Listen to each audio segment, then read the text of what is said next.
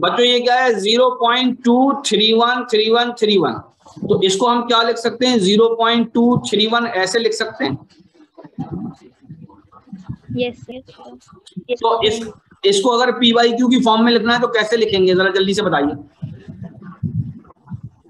231 minus 2। बेटा 2 क्यों minus किया है आपने इसमें, क्योंकि ये यहाँ पर 2 जो है वो बिना बार का है, ये विदाउट बार है, ठीक है, विदाउट बार है या विदाउट रिपीटिशन है। बात समझ में आई, ये विदाउट रिपीटिशन, इसलिए हमने 2 माइनस किया। और डिवाइड हम किससे करते हैं बच्चों, 2 पर बार है तो 99 लिखेंगे और 1 पर बार नहीं है तो 0 लगाते हैं, तो ये किसके बराबर हो जाएगा 229/990। सही, सब बच्चों को यही समझ में आ रहा है? Yes sir. तो आंसर है इसके अंदर सी, ठीक है। ये क्विक तरीका है, वरना इसका एक दूसरा तरीका भी है जो लॉन्ग मेथड है, अगर आपको ये आता है तो आप इसी से करिए। ओके, तो इसका आंसर ये डिक्लेयर हो गया।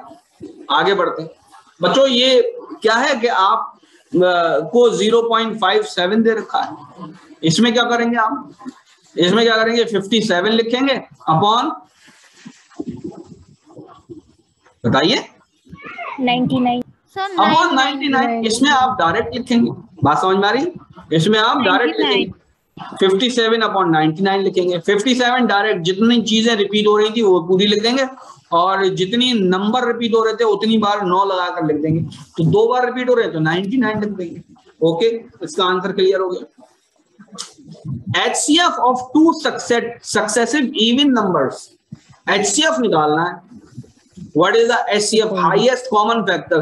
तो इसमें बहुत सिंपल है, अगर आपको कुछ भी समझ में ना आए ना तो आप एक 10 ले लीजिए और एक 12 ले लीजिए, इनका HCF किसके बराबर होगा जरा जल्दी से बताइए। हाईएस्ट कॉमन फैक्टर, इनका हाईएस्ट कॉमन फैक्टर 2 होगा, ठीक है। तो एक तरह से हमारे पास जो आंसर आ गया वो ये आ गया, लेकिन अभी 1 भी हो सकता है भाई, हाईएस्ट 1, अगर 1 होगा तो 2 रूल आउट हो जाएगा। बात समझ में आ गई या नहीं? तो इसमें क्या लीजिए, एक 42 ले लीजिए, एक 44 ले लीजिए, इसका भी आप करके देख सकते हैं ऐसे। तो ये जो क्वेश्चन है, बहुत सारे क्वेश्चन ऐसे होते हैं कि जिसमें बहुत फंडामेंटल ना लगा के आप जस्ट इस तरह की कोई एग्जाम्पल सेट करके निकाल सकते हैं इसके अंदर। बात समझ में आई? आप पूछिए शाइस्ता, क्या पूछ रही? सर अगर यहाँ पे होता what is the HCF of 2 consecutive odd number, तब क्या होता? क्या होगा 2 consecutive odd नंबर क्या हो जाएगा बच्चों, जल्दी से बताइए। एक 3 ले लीजिए, एक 5 ले लीजिए, क्या आ रहा है यहाँ पर 1, ठीक है ना। अच्छा, साथ के साथ मुझे ये और बता दीजिए कि क्या कोई इवन नंबर भी प्राइम हो सकता है या नहीं? यस सर 2 है ना। 2 जो होता है वो इवन नंबर भी होता है, प्राइम नंबर भी होता है। अच्छा आगे बढ़ते हैं। अच्छा, इसके साथ साथ बच्चों ये HCF का एक नाम और भी है, क्या चीज, क्या नाम है जल्दी से बताइए नहरीन।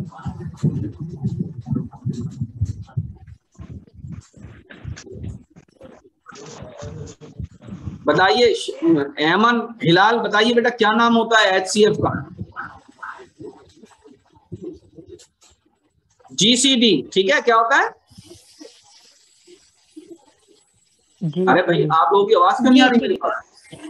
यस सर, ठीक है, greatest common divisor, greatest common divisor या हाईएस्ट कॉमन फैक्टर, ये दोनों सेम ही चीज है, ठीक है।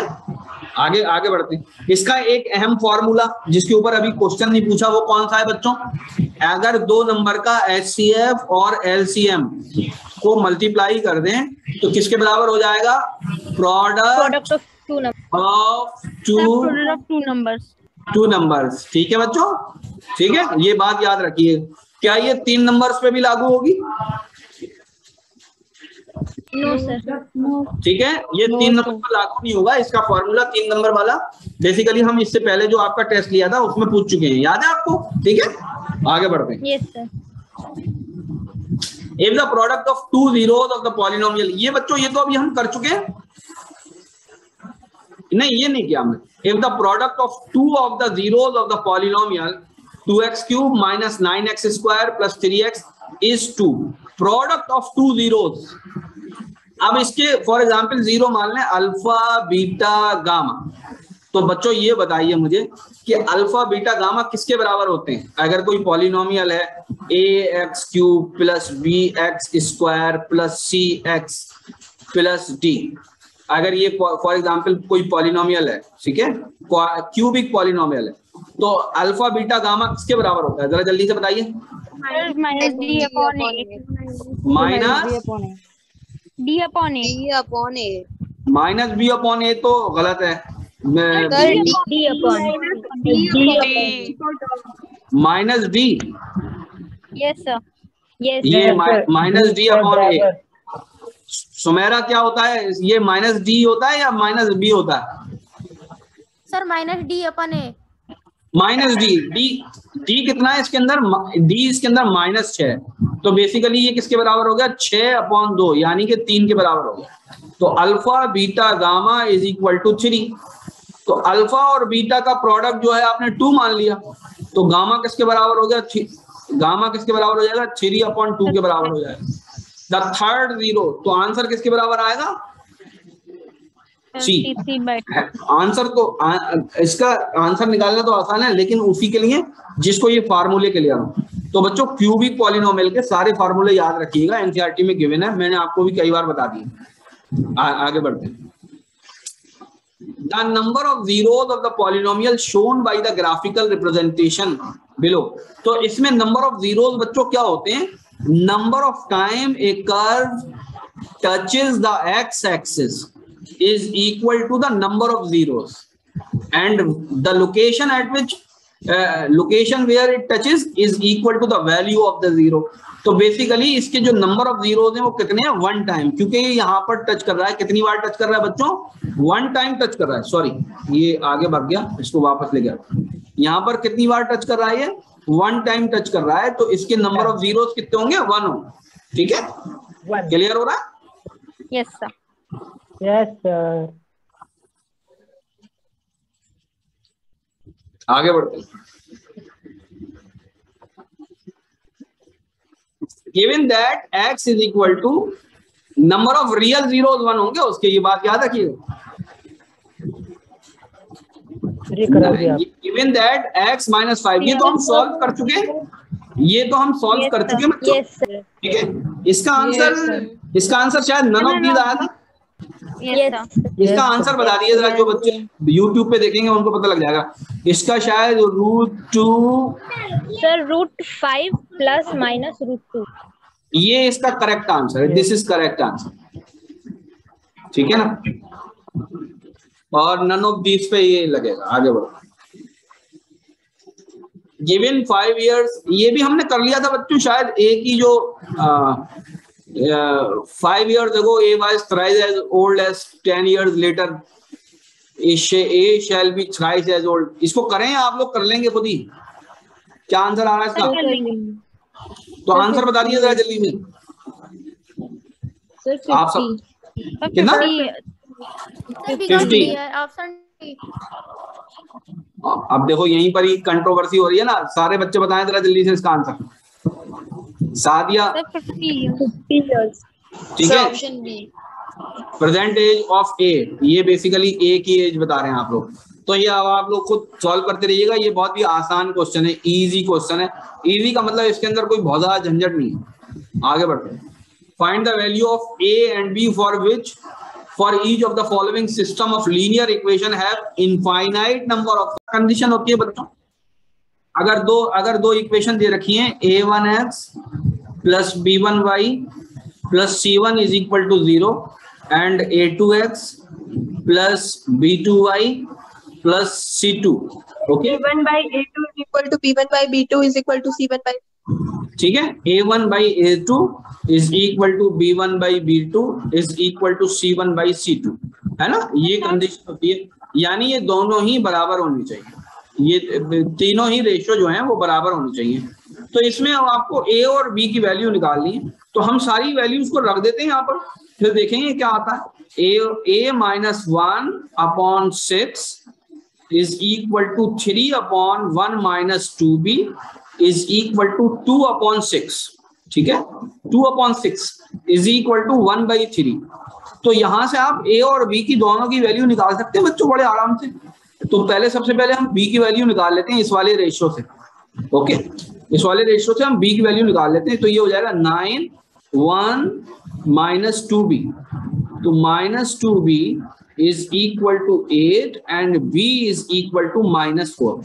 बच्चों यही आ रही है b की वैल्यू। तो -4 and -4। So we have only one option rule out here. ठीक है, एक ऑप्शन ही रूल आउट हुआ है। तो अब आप यहां से निकाल लीजिए a - 1/6 इज इक्वल टू 1/3। तो 3a - 3 is equal to 6, 3a is equal to 9 and a is equal to 3। तो कौन सा ऑप्शन हो गया बच्चों? सी। सबका सी आ रहा है? Yes sir. Yes sir. तो आसान है बच्चों। इस तरीके की कोई भी प्रॉब्लम आ सकती है। आपका इनफाइनाइट की जगह आपका कंसिस्टेंट सॉल्यूशन आ सकता है, इनकंसिस्टेंट भी आ सकता है, पैरेलल लाइन आ सकता है। ठीक है, कुछ भी आ सकता है। तो सबकी आपको क्या चीज क्लियर होनी चाहिए? सबकी आपको कंडीशन क्लियर होनी चाहिए। तो इक्वेशन अगर यही लिखें तो इसको एक बार यहाँ पर लिख लेते हैं, रिवीजन भी हो जाएगा, क्विक रिवीजन। अगर a1/a2 is not equal to b1/b2 लिखेंगे आप, तो ये बेसिकली कैसा सॉल्यूशन होगा? Unique solution. क्या होगा बच्चों? Unique solution. यूनिक सॉल्यूशन का दूसरा नाम क्या है? जल्दी से बताइए। कंसिस्टेंट या इनकंसिस्टेंट? कंसिस्टेंट। ठीक है, क्योंकि लिख कुछ भी सकते हैं वहां पर, कंसिस्टेंट सॉल्यूशन हो। ठीक है, तो ये तो एक बात हो गई। दूसरी बात क्या होती है? यहां पर बेसिकली लाइन कहां पर इंटरसेक्ट करेंगे? ऐसे किसी एक पॉइंट पर इंटरसेक्ट करेंगे। ठीक है, दिख रहा है? दूसरी बात क्या हो सकती है? a1/a2 is equal to b1/b2। ये तो सही है, लेकिन ये नॉट इक्वल टू c1/c2। ये कब होगा बच्चों? जब पैरेलल लाइंस होंगी। कब होंगी? जब पैरेलल लाइंस होंगी। ठीक है, और आप क्या लिख सकते हैं? इसको नो सॉल्यूशन लिख सकते हैं। ठीक है, नो सॉल्यूशन। और क्या लिख सकते हैं आप? इनकंसिस्टेंट। ठीक है, कहीं भी बेसिकली लाइन मिलेंगी नहीं। ठीक है ना? कैसी रहेंगी? दोनों लाइन कैसी रहेंगी? पैरेलल रहेंगी। तीसरा जो सॉल्यूशन होता है वो वही होता है जो अभी हमने लिखा था। क्या लिखा था बच्चों? लिख लेते हैं उसको। a1/a2 is equal to b1/b2 is equal to c1/c2। ऐसे वाले केस में कितने सॉल्यूशन होंगे? इनफाइनाइट सॉल्यूशन होंगे। इनफाइनाइट सॉल्यूशन होंगे। ठीक है, ये लाइन कैसी होगी? कंसिस्टेंट होंगी या इनकंसिस्टेंट होंगी? Sir consistent. कंसिस्टेंट होंगी, क्योंकि इसके अंदर हमें बेसिकली बच्चों क्या मिल रहा है? सॉल्यूशन मिल रहा है। कंसिस्टेंट सॉल्यूशन होगा। और लाइन कैसी होंगी? ओवरलैपिंग होंगी, ओवरलैप करेंगे, एक दूसरे पर होंगे। जैसे एक लाइन ये है तो दूसरी भी इसी के ऊपर होगी। ठीक है, अब दिखाई इसलिए जाती है थोड़ी ऊपर क्योंकि दिखाने के लिए कुछ बताना तो पड़ेगा ना। बात समझ में? आगे बढ़। Okay, solve for x. तो ये तो बच्चों हम आपको लाइव क्लास में भी करवा चुके हैं ये प्रॉब्लम, इस तरह की प्रॉब्लम। आई होप कि आप लोगों ने कर ली होगी। पता नहीं इसमें से आंसर कौन सा आया, कोई मुझे बता दे तो अभी आंसर लगा दूंगा बस। सर डी आ रहा है। B for Bombay. None of none of the. अच्छा, किसी के पास आंसर निकले हुए रखे हैं अभी? आंसर एग्जैक्टली क्या आ रहा है?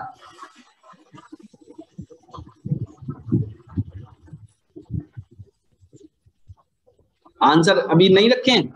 नहीं रखे हैं तो चलिए, अगर बीच में ले आएंगे तो हम बीच में इस वाली स्लाइड पर आके आंसर पेस्ट कर देंगे। तो इसका आंसर नन ऑफ दीज आ रहा है। इसमें बच्चों हमने ट्रिक क्या बताई थी आपको सॉल्व करने की?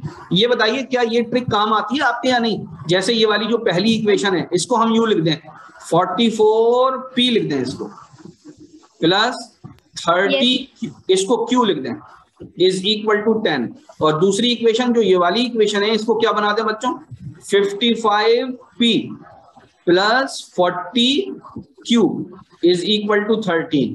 तो ये पहली इक्वेशन मान लें, ये दूसरी, और हमने बच्चों पुट क्या किया है इसके अंदर, p is equal to 1/x plus Y किया है, और q किसके बराबर किया है, 1/x माइनस वाई किया है. So instead of solving for x and y, we will first find the values of p and q, and with the help of the values of p and q, later on we can find the value of x and y. Okay? तो बहुत इससे थोड़ा सा हमें easy लगने लगता है, वरना डिनोमिनेटर के अंदर जो वैल्यूज होती है ना, वो अपने आप में एक खौफ पैदा कर देती हैं, क्योंकि जैसे ही the moment you multiply this x plus y and x minus y, ये क्या हो जाएगा, बेसिकली स्क्वायर की शक्ल ले लेगा, है ना. तो ये एक अपने आप में एक परेशानी क्रिएट कर देता है. तो इसलिए आपको इस तरीके की प्रॉब्लम में इस तरीके के जुगाड़ कर सकते हैं, बात समझ में आई, मैथमेटिकल टैक्टिक्स यूज कर सकते हैं. तो क्या आप लोगों को ये तरीका इस तरीके से आसानी लगती है इस क्वेश्चन में या नहीं? हाँ ना में बताइए. Yes sir. ठीक है ना.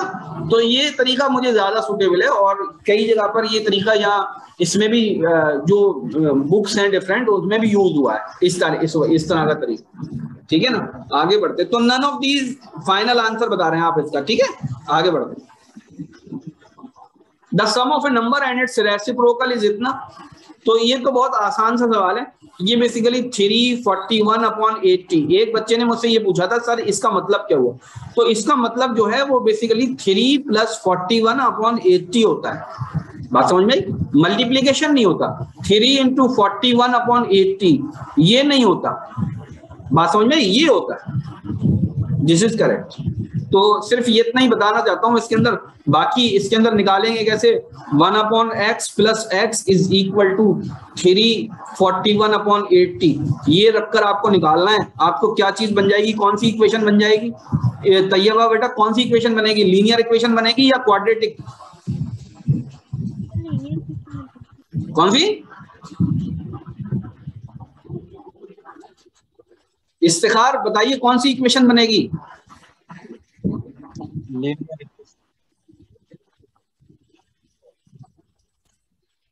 नहीं बता रहा कोई भी. देखो सादिया, कौन सी इक्वेशन बनेगी बेटा? Sir quadratic. क्वाड्रेटिक बनेगी. अच्छा, हर्ष कौन सी इक्वेशन बनेगी?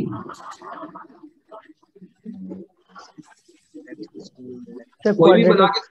हाँ शाबाश बच्चों. इसको देखिए, एलसीएम ले लेंगे तो ये क्या बन जाएगा, x² + 1/x is equal to, ये 341 किसके बराबर हो जाएगा, 8 × 3 = 24, 240, 281 हो जाएगा, 281/80. ठीक है ना. तो ये हो जाएगा आपका 80x² + 80 और इज इक्वल टू 281x. ठीक है ना, यही तो हो जाएगा. तो ये क्वाड्रेटिक इक्वेशन है. इसके अंदर आप क्या कर लेंगे, x की वैल्यू निकाल लेंगे. x की वैल्यू 2 अगर आ रही होंगी तो उनको रूल आउट कर लीजिएगा आप लोग, अगर रूल आउट हो रही हो. इसमें 16/5 शायद आंसर आ रहा है, जहां तक मुझे याद है. Yes sir. ठीक है ना. इसका फैक्टर मेरे से नहीं निकल रहा है सर. हाँ सर इसका फैक्टर मेरे से नहीं निकल रहा है, मैंने बहुत कोशिश की है इसको निकालने का. अच्छा, फैक्टर निकाले बच्चों इसकी. क्या हुआ, x + 1/x is equal to 341/80. Right. तो ये हो जाएगा x² + 1 इज इक्वल टू 8 × 3 = 24, 240 और 41. तो ये हो जाएगा आपका 281/80x. तो ये हो जाएगा आपका 80x² + 80 - 281x is equal to 0. 80x² - 281x + 80 is equal to 0. क्या करेंगे बच्चों इसका? फैक्टर कैसे करेगा फैक्टर? हैं?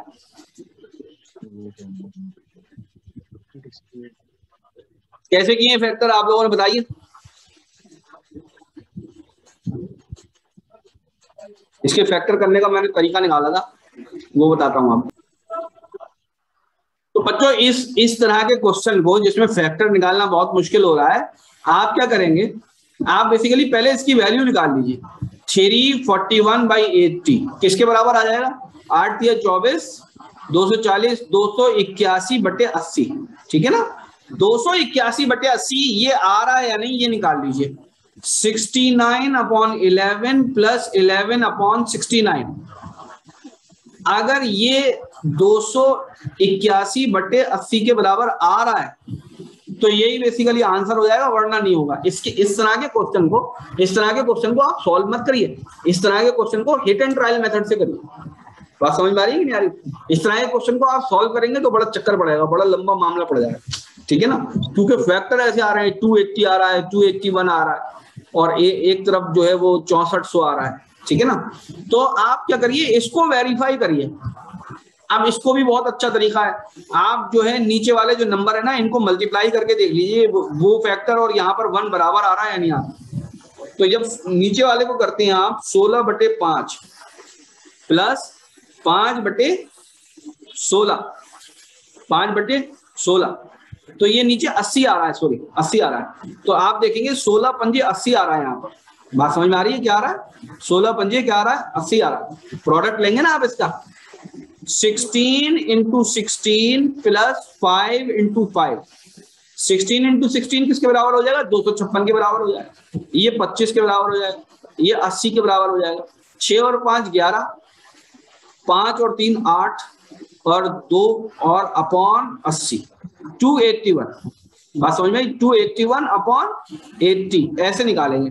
तो इस तरह के क्वेश्चन में आप क्या करेंगे, आप जो ऑप्शंस हैं उनको जस्टिफाई करने की कोशिश करिए, बनिस्बत इसके कि आप क्या करिए, उसको क्वाड्रेटिक इक्वेशन फॉर्म करके उसके रूट्स निकालिए। सब बच्चों को क्लियर हो गया या नहीं? देखिए, जब हम बहुत सारे क्वेश्चन करते रहते हैं तो हमारी दिमाग की ट्रेनिंग वैसी हो जाती है कि हम सॉल्व भी करते रहते हैं, उसको सॉल्व भी करते रहते हैं, लेकिन बीच बीच में कोई क्वेश्चन ऐसा भी होगा जहां पे सॉल्यूशन की नहीं बल्कि वेरिफिकेशन की जरूरत होगी। तो यहाँ पर हम सॉल्यूशन ना करके वेरिफिकेशन कर लें तो ये ज्यादा आसानी से हो जाएगा। सबको क्लियर हो गया बात? Yes sir. ठीक है। अभी किसी बच्चे ने पूछा था ये कैसे हो गया, तो समझ में आ गया उनको? Yes sir. ठीक है। हाँ, अब आप ये पूछ सकते हैं मुझसे कि सर हम ये कैसे पता करेंगे कि यहाँ कहाँ पे हमें क्या करना है। तो ये तो आपको खुद पता चल जाएगा जब आप थोड़ा सा बेसिकली क्या करेंगे, ध्यान देंगे।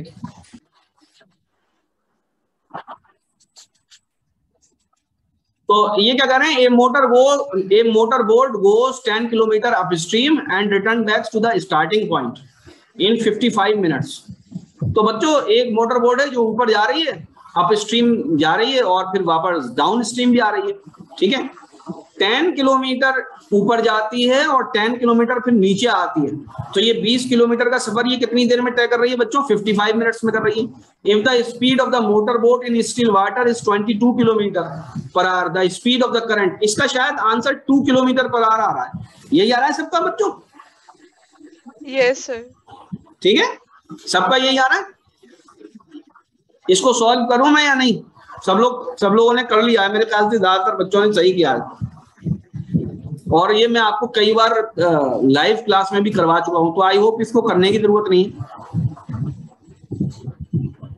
जब ये बेसिकली अप स्ट्रीम जाएगी, जब ये अप स्ट्रीम में जाएगी तो उस वक्त आप स्पीड कितनी रखेंगे बच्चों, जरा जल्दी से बताइए। उस वक्त रखेंगे 22 + x। अगर हम x किलोमीटर/आवर किसकी स्पीड मान लें बच्चों, अगर हम x किलोमीटर/आवर स्ट्रीम की स्पीड मान लें, स्ट्रीम की स्पीड का मतलब जो नदी है या जिसके अंदर भी वो मोटर बोट चल रही है उसके पानी की स्पीड। बात समझ गई? तो ये हम जोड़ देंगे जब ये बेसिकली क्या होगी, अप स्ट्रीम। जब अप स्ट्रीम होगी तो माइनस लगेगा यहाँ पर, और जब बेसिकली डाउन स्ट्रीम होगी तो बच्चों क्या होगा, डाउन स्ट्रीम में जो स्पीड लगाएंगे वो क्या लगाएंगे, 22 + x। क्या मेरी बात समझ में आ रही है? क्लियर हो रही है? यस। ठीक है। तो ये बेसिकली स्पीड्स हो चुकी हैं, ये स्पीड हो गई और ये स्पीड हो गई। अब इन दोनों स्पीड से कोई मोटर बोट चल रही है तो जाने का कुछ टाइम होगा और आने का कुछ टाइम होगा, लेकिन डिस्टेंस जो है वो दोनों का बेसिकली कितना है, 10 किलोमीटर है। तो डिस्टेंस नोट कर लेते हैं हम यहाँ पर, डिस्टेंस = 10 किलोमीटर, और ये स्पीड आ गई किलोमीटर/आवर और किलोमीटर/आवर। तो जाने का जो टाइम है, सपोज वो कितना है, 10 + 10 था, ये 10 + 10। जाने का जो टाइम था वो T1 किलोमीटर, T1 सपोज करिए T1 आर था, ठीक है। तो आने का कितना टाइम हो जाएगा, T2 किसके बराबर हो जाएगा, याद करिए, T2 किसके बराबर हो जाएगा, ये बेसिकली हो जाएगा 55/60 माइनस T1, राइट। क्योंकि जाने और आने दोनों का जो टाइम है वो 55 मिनट्स है। 55 मिनट्स को अगर आर में लिखेंगे तो हम कैसे लिखेंगे बच्चों, 55/60 लिखेंगे। बात समझ में आ रही है, ठीक है। Yes sir. ठीक है, तो जाने और आने का दोनों का टाइम ये है, तो this is basically T1 + T2। तो अगर जाने का टाइम आपने T1 मान लिया है तो आने के टाइम को आप ये लिख लीजिए। क्या मेरी बात समझ में आई? अब दोनों डिस्टेंस को आप क्या करिए, बेसिकली इक्वेट करा दिए। You will easily find the value of x। अगर x निकालना है तो इस T1 को एलिमिनेट कर दीजिएगा। बात समझ में आई? x आ जाएगा। कई बार इस प्रॉब्लम को करा चुके हैं, दैट्स वाई अब हम इस प्रॉब्लम को जो है वो स्किप कर रहे हैं और इस प्रॉब्लम को यहीं छोड़ रहे हैं, खाली एक्सप्लेनेशन देगा इसका। 2 काउंट्स नहीं है बच्चों, ये कोन्स है, ठीक है। आई एम सॉरी कि ये प्रॉब्लम होगी। Have their height in the ratio of 1:3। तो 2 कोन है हमारे पास, दोनों की हाइट कितनी है, इसकी हाइट अगर h है तो दूसरा जो कोन है उसकी हाइट कितनी होगी बच्चों, 3h होगी। And their radii are in the ratio of 3:2। अगर पहले की 3r है तो दूसरे वाले की कितनी होगी, r होगी।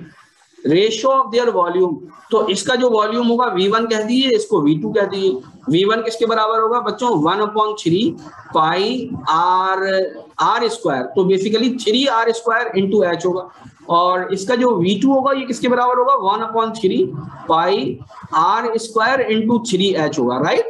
इन दोनों का आप रेशियो ले लीजिए तो बेसिकली पाई और 1/3 ये कटा हुआ नजर आएगा आपको, तो ये हो जाएगा 3r² into h divided by r² into 3h। h से कैंसिल हो जाएगा, r² से कैंसिल हो जाएगा। You will be having 3 into 3, that is 9/3, it is equal to 3/1। यही आ रहा है सबका आंसर बच्चों? Yes sir. आगे बढ़ो। Yes. Question number 3, the first, second and last term of an AP। पहली, दूसरी और ये लास्ट, ठीक है। ये पहली है यानी A1 is equal to 4, A2 is equal to 7। From here you will be having D is equal to 7 minus 4 is equal to 3, okay। और आगे तक चलते चले गए, AN जो टर्म आई है वो कितनी आई है, 31 आई है। आपको क्या निकालना, how many terms are there in the AP, कितनी टर्म्स है। कौन सा वाला फॉर्मूला लगाएंगे जरा जल्दी से बताइए। AN will be equal to n minus 1 sir A plus n minus 1 A plus n minus 1 into D लगा दें, ठीक है। तो ये लास्ट टर्म यहाँ पर लग देंगे 31 और A किसके बराबर आ चुका है, आपका A 4 है, n minus 1 that is we have to find and D is equal to 3। So from here n will be equal to n कितना आ जाएगा बच्चों, शायद 10 आ जाएगा, राइट। Yes sir. ठीक है, n किसके बराबर आ जाएगा, 10 आ, ओके। आगे बढ़ो। The sum of first 20 odd numbers is, first 20 odd numbers, odd number कैसे होते हैं बच्चों, 1, 3, 5 ऐसे चलते चले जाएंगे, ठीक है। फिर कोई आखिरी नंबर आएगा AN, तो ये जो बेसिकली क्या होगा, A20 होगा, राइट। बात समझ में आती है। तो अब सम कैसे निकालते हैं, SN इज इक्वल टू कैसे निकालते हैं, n/2 क्या होता है फॉर्मूला, जल्दी से बताइए, 2A plus n minus 1 into D। ये बताइए D कैसे आता है, दो नंबरों के बीच का डिफरेंस, तो here D is equal to 2, right. बात समझ में आती है। Yes sir. And n here is equal to 20, तो यहाँ पर हम मल्टीप्लाई करेंगे 20 2A, पहला नंबर कौन सा है, 1 है, तो यहाँ पर 2 आ जाएगा। बेसिकली A किसके बराबर है, A यहाँ पर 1 के बराबर, plus n minus 1, n minus 1 का मतलब क्या हो गया, 19 into 2, ठीक है। 19 दूनी 38 और 2 40 into 10, 400 आ रहा है, ठीक है बच्चों, सबका यही आंसर आ रहा है। Yes sir. आगे बढ़ो। Question number 15. The ratio of the areas of two similar triangles is proportional to the ratio of square of side, square of altitude, square of median, ठीक है। ये सब होता है या नहीं, यस सर। ठीक है। ये करस्पॉन्डिंग वर्ड तो हर जगह लगेगा, ratio of their corresponding side गलत, ratio of corresponding sides square सही, यही आंसर सही लगा। Ratio of their corresponding altitude गलत। Ratio of squares of their perimeter, बच्चों पेरीमीटर्स की स्क्वायर के बराबर नहीं होता क्या? सर एरिया के स्क्वायर के बराबर होता है। नहीं, एरिया तो पूछा ही है, this is under the question. Okay, ये बताइए डी सही आंसर है या नहीं? नैरीन, एमन बताइए। No sir, no sir. D is not the correct answer, इसमें कंफ्यूजन हो जाता है, ठीक है, याद रखिए। Question number 16, the area of two similar triangles are इतना। दो सिमिलर ट्राइंगल हैं, उन दोनों का एरिया कितना दे रखा है? इतना दे रखा है। If one of the median of the first is 16, then the corresponding median, तो 144 अपॉन 81 इज इक्वल टू 16 का स्क्वायर अपॉन एक्स स्क्वायर। ऐसे ही तो होगा ये, बताइए जरा जल्दी से मेरी बात। Yes sir. ठीक है, तो X square will be equal to 16 into 16 upon into 81 upon 12 into 12, right? कितना आ जाएगा जरा जल्दी से बताइए। तो इसको भी 9 इंटू 9 कर लेते हैं, तो ये 16 इंटू 9 अपॉन 12 ये हो जाएगा एक्स। यही हो जाएगा, नहीं हो जाएगा? 4 चौक 16, 4 दिया 12, 3 दिया 9, 4 दिया 12, एक्स इज इक्वल टू 12 आ रहा है। Yes sir, yes. ठीक है, ये आंसर हो गया। आगे निकाल, किसी बच्चे को प्रॉब्लम होगी ना तो वो पूछेंगे। बच्चों ये प्रॉब्लम तो ऑलरेडी सॉल्व है, ये हमने सॉल्व करी थी उस दिन सुबह में, याद है? Yes sir. तो इसका आंसर क्या आ रहा था? 1:2 आ रहा था, 3:2 क्या आ रहा था? सब 1:2।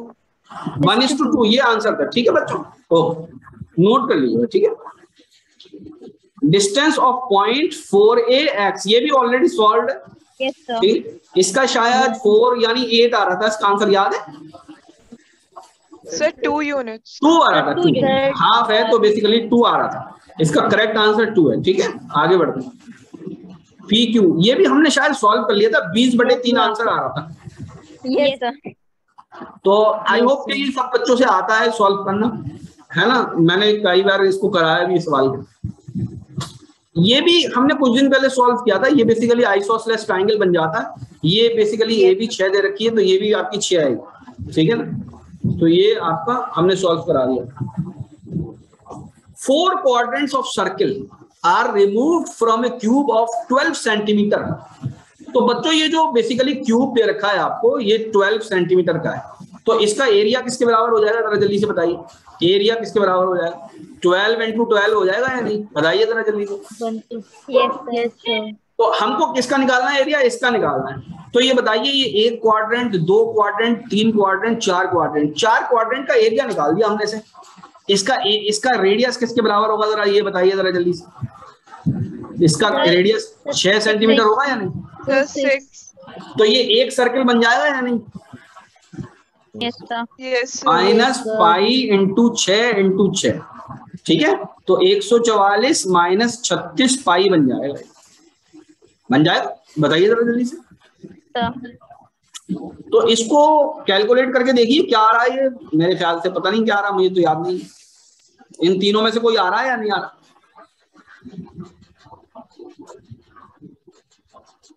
सर मेरा ऑप्शन बी है सर, 30.85। 30.85 सब बच्चे चेक कर लीजिए जरा जल्दी से। यस सर, बी है। ठीक है, B is the correct answer. Okay, आगे बढ़ते। बच्चों ये तो कल ही चेक किया है हमने, कौन सा आ रहा था? शायद 36, ये 24 वाला आ रहा था। ठीक है, yes B answer is correct. Okay, आगे बढ़ते। 2 क्यूब्स ऑफ 12 सेंटीमीटर, ये इस तरह का सवाल जो है कहीं आ ना जाए इम्तिहान के अंदर, ध्यान से देख लीजिए। 12 सेंटीमीटर आर ज्वाइन टुगेदर, तो 2 क्यूब हैं बच्चों, एक ये है और दूसरा और है ना? ये क्यूब की तरह ही बना लूंगा तो ज्यादा अच्छा है। 2 क्यूब आपके ये बन गए और एक की बेसिकली एज कितनी है? 12। तो ये आपकी कितनी हो गई? इसकी ये आपकी हो गई 24 और ये कितनी है आपकी? 12। तो कह रहे हैं the surface area of new cuboid, दूसरे क्यूबॉइड की कितनी हो जाएगी? ध्यान से देखिए, 4 इंटू सॉरी मैं यहां पर कर रहा हूं 12 इंटू 12 इंटू 2। ये बेसिकली क्या हो गई? इधर की सरफेस और इधर की सरफेस, प्लस 24 इंटू 12 इंटू 4। समझ में आ गई बात? बताइए जरा जल्दी से, यस सर। कैलकुलेट करिए जरा जल्दी से बताइए। मेरे ख्याल से 1440 आ रहा है शायद। Yes sir. बच्चों बताइए जल्दी से। यस हैं? Yes Yes, sir. sir. 440। ठीक है। सर एक Question number 24. Base radius of two cylinders are in the ratio of 2:3 and their height are in the ratio of 3:5.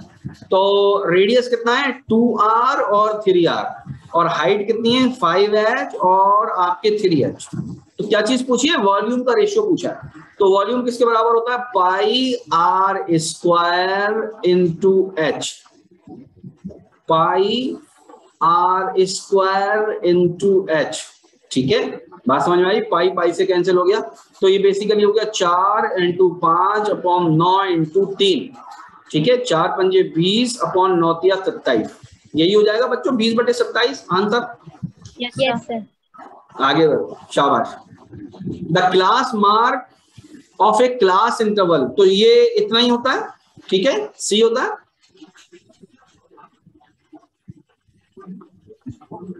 Yes, sir. Yes sir. ठीक है ना? Class mark. क्लास साइज किसके बराबर होता है बच्चों? Sir upper limit minus lower limit. ये class size होता है। ये बेसिकली क्या होता है? क्लास साइज होता है। ठीक है, आगे बढ़ो। द मीडियन, मीडियन निकालना। मीडियन क्या चीज होती है? मिडिल मोस्ट वैल्यू होती है। Yes sir. तो मिडिल मोस्ट तो यहाँ पर दो हैं बच्चों, 14 है और 16 है, तो इनका मीन हो जाएगा, राइट? तो आंसर आएगा 15। तो आप देखिए यहाँ पर खास तौर पे 15 यहाँ पर है ही नहीं, 15 यहाँ पर है ही नहीं। ठीक है, 1 card is drawn from well shuffled deck. Card कितने बच्चों? 52 कार्ड है, तो टोटल कार्ड कितने हैं? 52 है। Find the probability of getting a king of red colour. ये बच्चों रेड कलर के किंग कितने होते हैं? सर 2। सर 2। अब एक्चुअली में इसमें वो बच्चे थोड़ा सा दिक्कत हो जाएगी उनको जिनको कार्ड के बारे में नॉलेज नहीं है। तो 52, अब उनको ये नहीं है कि कार्ड खरीदने पहुंच जाए वो मार्केट में देखने के लिए, उन इंटरनेट पे भी देख सकते हैं। 52 कार्ड होते हैं। ठीक है, और 4 किस्म के कार्ड होते हैं, 4 किस्म के कार्ड होते हैं। 2 किस्म रेड की होती हैं और 2 किस्म कैसी होती हैं? 2 टाइप कैसी होती हैं? ब्लैक की होती है। ठीक है, और 4 टाइप्स के होते हैं, उनके नाम भी देख सकते हैं आप, कहीं पे भी देख लीजिए। हमने भी आपको दे रखा है, वो जो मटेरियल प्रोबेबिलिटी का दे रखा है उसमें लिखा हुआ है साइज में। तो 2 किंग होते हैं जो बेसिकली रेड के होते हैं। तो प्रोबेबिलिटी क्या हो जाएगी? 1/52 का आधा कितना होता है? 1/26 हो जाएगा। 26। ठीक है, 1/26। तो आंसर बच्चों किसके बराबर हो जाएगा? 1 के बराबर हो जाएगा, right? If the angle of elevation of top of a tower from 2 points at a distance 4 metre 9 metre from the base of a tower and same height, same straight line, in the same straight line are complementary। ये तो बच्चों वही question है जो हम करवा चुके हैं एक बार, याद है? यस। क्या आंसर आ रहा है बच्चों इसका? 6 मीटर। हाँ? सर 6। इसकी फिगर बना ले बच्चों एक बार। Top of a tower at a distance 4 metre 9 metre, तो एक बेसिकली यहाँ 4 मीटर पे बनेगी और दूसरी कहां बनेगी? ये 9 मीटर पे, 4 मीटर और ये बेसिकली 9 मीटर। ऐसी फिगर बनेगी बच्चों, बताइए जरा जल्दी से। Yes sir. और कॉम्प्लीमेंट्री है, इसका मतलब अगर ये थीटा है बच्चों तो ये कितना है? ये 90 माइनस थीटा, राइट? ये आपकी हाइट होगी, तो इसको आप कर सकते हैं tan थीटा cot थीटा लगेगा इसके अंदर। ठीक है, यस यस। ठीक है, इक्वेशन लिखने की जरूरत तो नहीं है। No sir. No sir. ठीक है, तो बच्चों ये आंसर हो जाएगा इसका 6 बता रहे हैं आप लोग। Yes, sir. ठीक है, आगे बढ़ो। What is the that is string of a kite. What is होना चाहिए? व्हाट इज, ठीक है, what is string of a kite? ये तो जो अजीब सा जुमला है, 12 इसको आगे पढ़ते हैं। String of a kite is 100 metre, 100 metre long है। काइट मतलब पतंग, कोई पतंग उड़ रही है तो उसकी जो डोर है वो कितनी है 100 मीटर। तो ये बेसिकली आपके 100 मीटर हो गई, और यहाँ पे वो बेसिकली पतंग उड़ रही है, ठीक है, ऐसे करके। And it makes an angle 60 degree. ये कितना हॉरिजॉन्टल से एंगल बना रही है बच्चों, 60 डिग्री बना रही है with the horizontal. Find the height of the kite, तो आपको बेसिकली हाइट निकालनी है। तो ये तो बहुत ही, ये तो आसान से भी ज्यादा आसान क्वेश्चन है या नहीं? जरा तो कह रहे हैं if the difference of roots of a quadratic equation is 1। तो ये तो हमको पता है, अभी हमने क्या नाम है किया था ये क्वेश्चन, इसका आंसर +-7 आ रहा था, तो उसमें से हमें क्या प्लस आंसर लेना था, तो +7, hence D is the correct answer. ठीक है बच्चों, यही तो किया था, बताइए जरा जल्दी से। Yes sir. Yes, sir. ठीक है ना? तो अब हम फिजिक्स, तो ये किसका सॉल्यूशन है? ये आपके फिजिक्स के पेपर का सॉल्यूशन। ठीक है, तो a racing car accelerates uniformly through 3 gears, changes with average speed. Average speed कितनी थी बच्चों? 20 मीटर पर सेकंड थी 2 मीटर के लिए, 30 मीटर पर सेकंड थी 2 सेकंड के लिए, 2 सेकंड के लिए 20 और 30 थी, और 70 मीटर पर सेकंड थी 5 सेकंड के लिए। क्या मेरी बात समझ में आती है? तो इसमें आपको एवरेज स्पीड का जो फॉर्मूला लगाना है बच्चों, वो कौन सा लगाना है? इसमें टोटल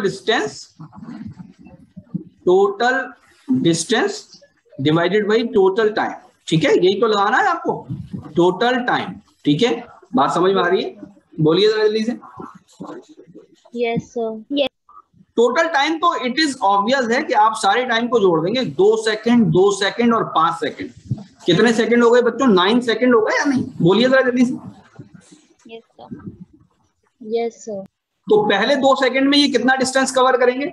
20 मीटर पर सेकंड से चल रहे हैं, तो पहले 2 सेकंड में ये बच्चों 40 मीटर डिस्टेंस कवर करेंगे या नहीं? यस। दूसरे 2 सेकंड में कितना करेंगे? 60 करेंगे। और जो अगले 5 सेकंड में उसमें कितना करेंगे? 5 से 35, 350 मीटर डिस्टेंस कवर करेंगे। क्या मेरी बात समझ में आती है? जरा जल्दी से बताइए। यस।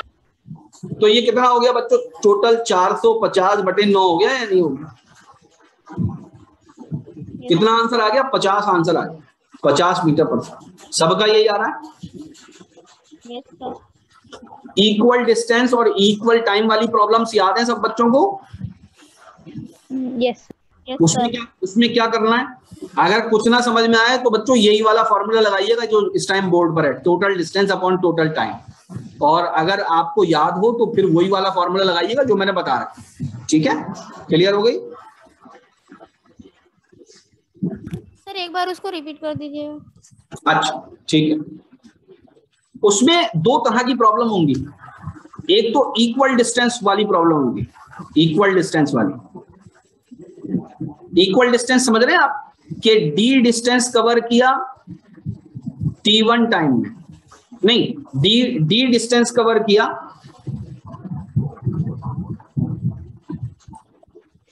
u1 स्पीड से, और अगला डी डिस्टेंस कवर किया u2 स्पीड से। तो जो एवरेज स्पीड आएगी वो किसके बराबर आएगी? 2u1 u2 upon u1 plus u2। ठीक है, बात समझ में आती है? एक होगी equal time problem. Equal time problem क्या होगी कि t टाइम में d1 डिस्टेंस का t टाइम तक u1 स्पीड से चले और अगले t टाइम तक u2 स्पीड से चले। यानी फॉर एग्जाम्पल 30 सेकंड तक 20 किलोमीटर पर आवर से चले और अगले 30 सेकंड तक या 30 मिनट तक आपके 40 किलोमीटर पर आवर से चले। मतलब दोनों दफा टाइम सेम होना चाहिए, 30 मिनट या 30 सेकंड, और अलग अलग स्पीड होगी। तो ऐसे केस में एवरेज स्पीड किसके बराबर होगी बच्चों?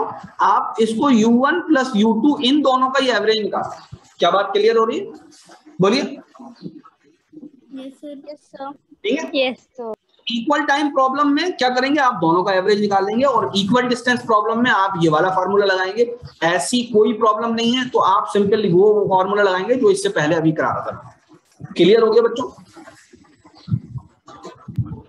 यस। आगे बढ़े। A cyclist cover half of the distance between 2 destinations. With speed 12 kilometre per hour and remaining half with 8। तो आ गई ना, ये कौन सी वाली प्रॉब्लम आ गई, जरा जल्दी से बताइए। ये वाली प्रॉब्लम आ गई या नहीं, इक्वल डिस्टेंस वाली? Yes sir. ठीक है, तो बच्चों इसके अंदर हम क्या करेंगे, इसके अंदर हम 12 इंटू 8 अपॉन 12 प्लस 8, तो 12 8 96 होते हैं, 12 और 8 20 होते हैं। किसके बराबर हो जाएगा, जरा जल्दी से बताइए। 9.6 डिवाइड बाई 2, 96, 45। 2 भी लगेगा सर 2 भी 9.6। हाँ, यहाँ पर 2 भी लगेगा, 2। तो ये तो बेसिकली आपका 10 हो गया, तो 9.6 हो गया। ठीक है ना, तो आपका ये क्या हो गया, आंसर बी हो। ठीक है, मैंने 2 इधर लगा रखा है या नहीं? हाँ, 2 यहाँ पर। ठीक है बच्चों, क्लियर हो गया, आगे बढ़ते हैं। इसमें क्या करना है, अब इसमें ध्यान दीजिए, इस तरह की प्रॉब्लम में क्या कैच था। बेसिकली आपको डिस्टेंस निकालना है तो एरिया निकालना होगा। ठीक है, बात समझ में आ रही है? अगर यहाँ पर डिस्टेंस लिखा हुआ है तो चाहे नीचे का एरिया हो चाहे ऊपर का एरिया हो, आपको क्या करना है, ऐड करना है।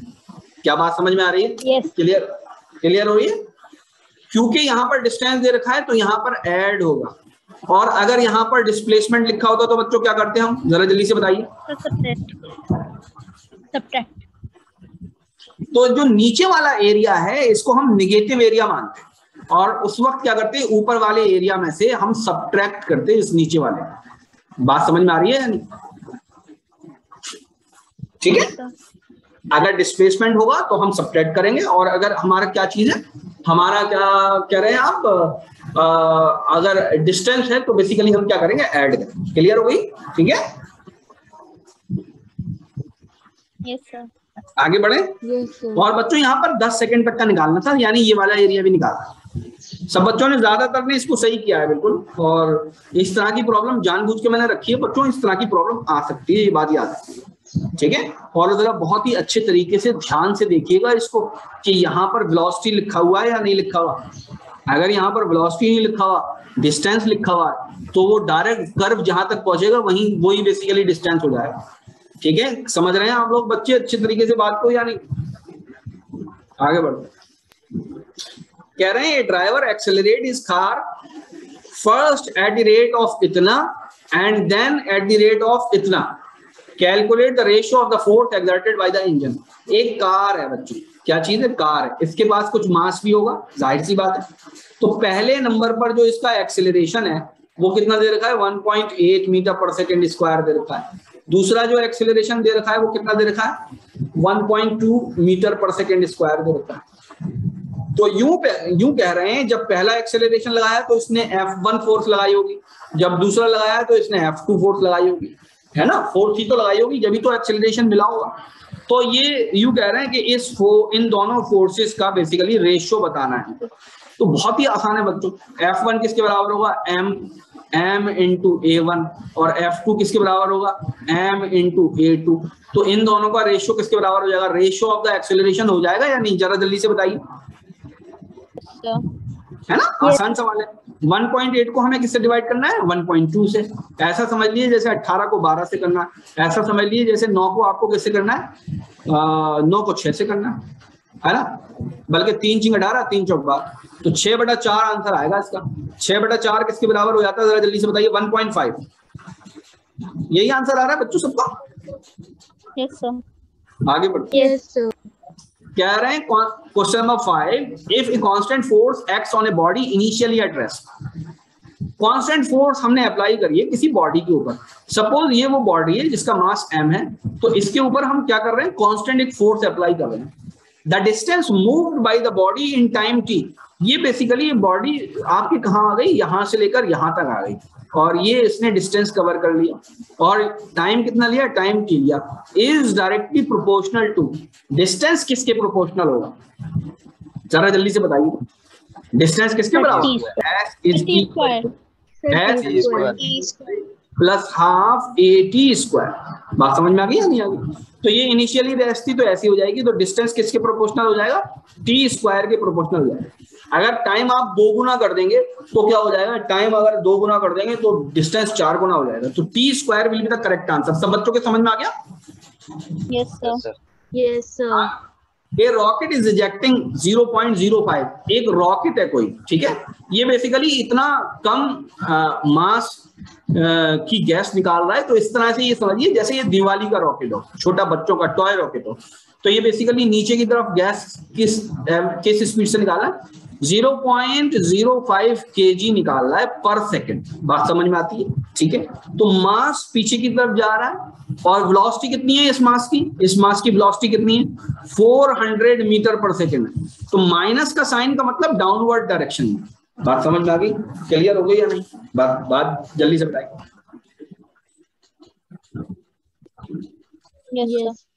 ठीक है, तो एक्सेलरेटिंग फोर्स निकालनी है। फोर्स किसके बराबर होती है? Mass into acceleration. Mass into acceleration. दूसरा फार्मूला बताइए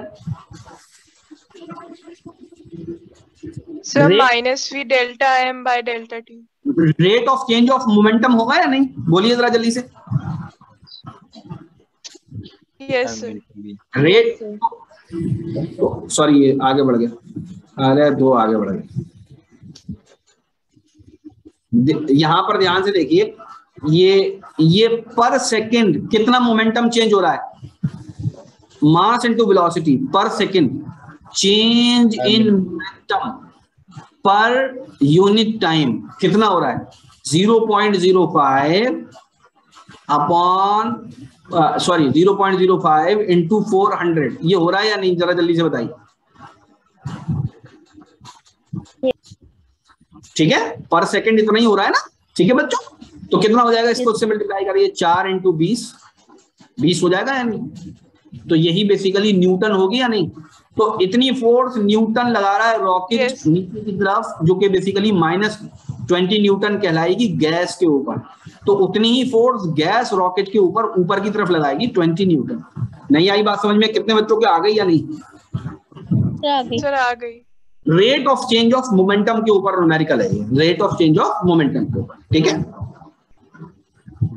इसके अंदर मास ऑफ रॉकेट नहीं दिया हुआ, इसके अंदर कई चीजें आपको ऐसी लगेंगी कि टाइम नहीं दे रखा अलग से, है ना, तो आप इसके अंदर कंफ्यूज ना हो जाए। इसके अंदर एक्सेलरेशन नहीं दे रखा, तो आप ये मत समझिए, फोर्स का यही फॉर्मूला होता है, force is equal to rate of change in momentum. किसके बराबर होता है बच्चों? मोमेंटम के बराबर, ठीक है, ये बात याद रखिए। आगे बढ़ो। अच्छा पीछे वाली प्रॉब्लम में जरा ये भी कर लेते हैं। डाइन दे रखा है, डाइन बच्चों क्या दे रखा है? डाइन दे रखा है। जरा 1 डाइन बता दीजिए किसके बराबर होता है न्यूटन में?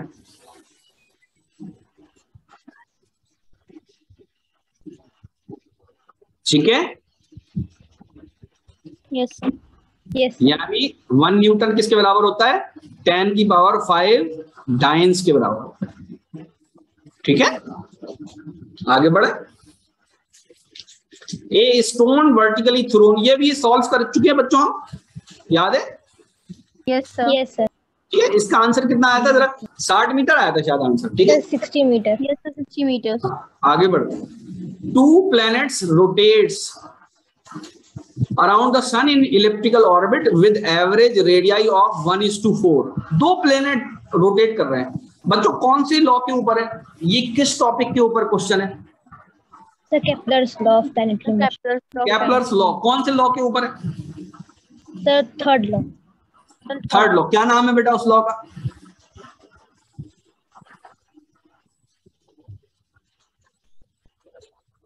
लॉ ऑफ पीरियड है या लॉ ऑफ हार्मोनीज है? क्या नाम है फायदा बेटा, बताइए जल्दी लॉ का। सर पता नहीं। अच्छा लॉ बता दिए। सर t² डायरेक्टली प्रोपोर्शनल होता है r क्यूब के। t r³ के प्रोपोर्शनल होता है या t³ r² के प्रोपोर्शनल होता है?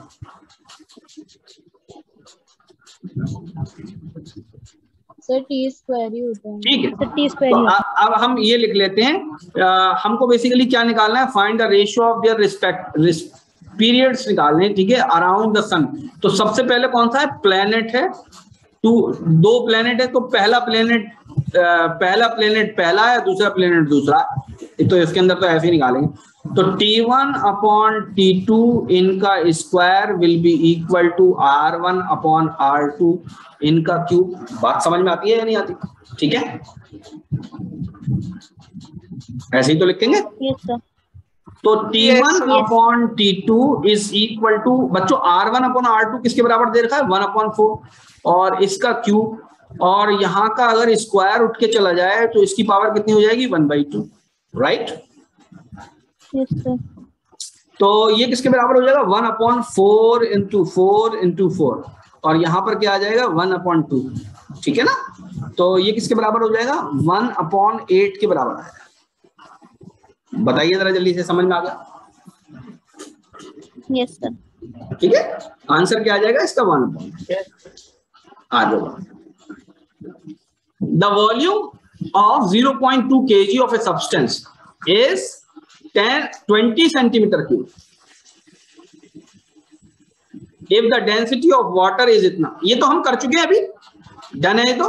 यस। अभी तो किया है हमने। क्या था इसका आंसर? डूबेगा ये तो। Sir sink. ठीक है, आगे बढ़ेंगे। The wavelength of sound emitted by a source is 17 centimeter. Find the frequency of the sound. Frequency निकालनी है। वेलोसिटी किसके बराबर होती है? Sir lambda into frequency into lambda, ठीक है? Lambda into 2। मैं यहां पर लिख देता हूं कि velocity is equal to frequency into wavelength. ठीक है बच्चों, ठीक है, समझ में आ रही है? वेलोसिटी 340 दे रखी है, फ्रीक्वेंसी कितनी दे रखी है? फ्रीक्वेंसी हमें निकालनी है। वेवलेंथ कितनी दे रखी है? 17 सेंटीमीटर दे रखी है। याद रखिए ये आपकी मीटर पर सेकेंड दे रखी है, ये सेंटीमीटर दे रखी है। आप फ्रीक्वेंसी निकाल ली तो आप इसको 3400 सेंटीमीटर पर सेकेंड लिख दीजिए और इसको आप 17 से डिवाइड कर दीजिए तो आपकी फ्रीक्वेंसी आ जाएगी। 17 सेंटीमीटर से डिवाइड कर दिए, सेंटीमीटर से कट जाएगा। 17 दूनी 34 और आपके 200 आ जाएगा। ये 200 ही आ रहा है सबका। Yes sir. 200 हर्ट्ज, ठीक है। आंसर कितना आ जाएगा? 200 hertz. In solids the nature of the wave is, nature of sound wave. Sound wave कैसी होती है बच्चों सॉलिड के अंदर? सर बोथ लॉन्गिट्यूडनल ट्रांसवर्स भी होती है सॉलिड्स के अंदर। Yes sir. इस्तिखार क्या होती है? ट्रांसवर्स होती है या नहीं?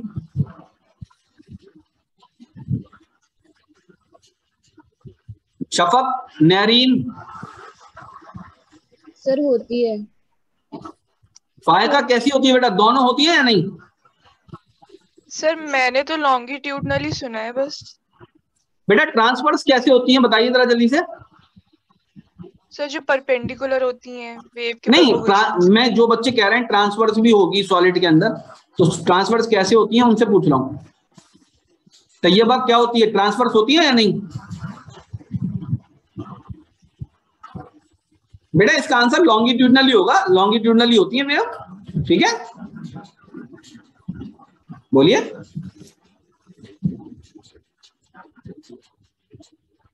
आप लोगों की आवाज नहीं आ रही क्या? उधर से कोई प्रॉब्लम है क्या? सुन रहे हैं आप लोग मेरी बात? Yes sir. Yes sir. ठीक है।